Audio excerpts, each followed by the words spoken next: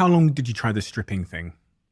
I don't know. I mean, when you're in your late teens, early 20s, time just feels like it felt like a decade that I was, bouncing around to these places. Probably 3 or 5 months. It was fun. I loved it. Nobody pulled anything. I never got messed with.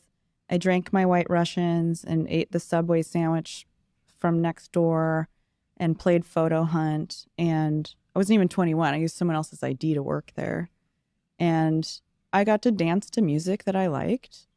I made money. I didn't really have to engage with anybody. And I got really comfortable with my body in a way that I hadn't before. And that was cool.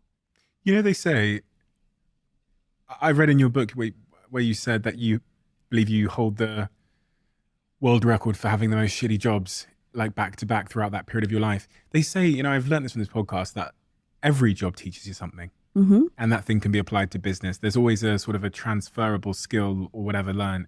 What was the transferable skill that you learned from stripping that you think has probably stayed with you today?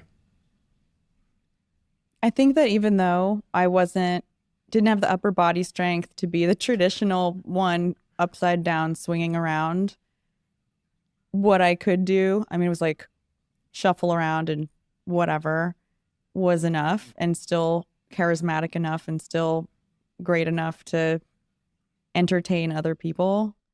And then being comfortable with my body. It's like exposure therapy. I was the girl at 18 who would like make out with someone, and then if I was like naked or something, I'd like put on my clothes to go to the bathroom or something. I was like not I didn't sleep with anybody till I was 19. So I was kind of late. By 20 I was stripping in Portland.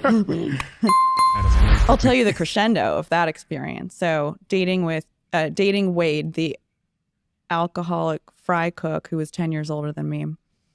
I was on birth control. I went off birth control for like one day, and we were hardly even, engaging in the way that someone might like get pregnant, like so briefly, like that day.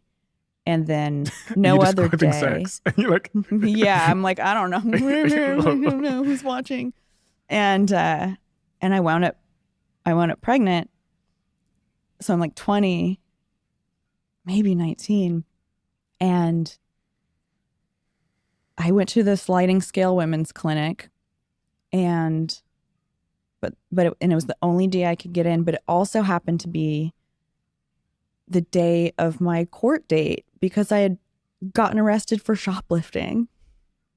So I had to have the women's clinic write an excuse to the court telling them why this poor girl couldn't make it to her court date. And the whole thing I kept following up to be like, when is it rescheduled? And I think they all just felt so bad for me, it kind of vanished. But that was like, okay, no more shortcuts. It wasn't like, I'm going to go be a CEO.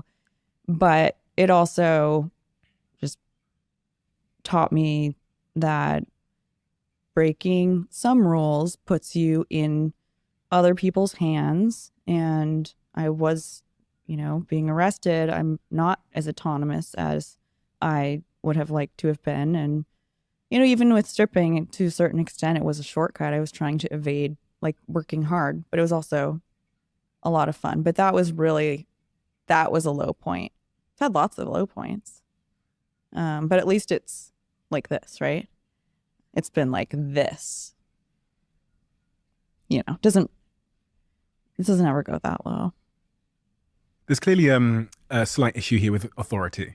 And it feels to me like the ultimate authority, which is the law, eventually was like, you can't fuck with us. We're not the teacher. Yeah, it was like, okay, like maybe just figure out how to get along, It wasn't like, wow, I'm going to go have a career and do everything. I'm going to just do everything differently. But also, I just didn't want to cut corners. I didn't want to end up not in control of my environment or stuck in jail or something stupid.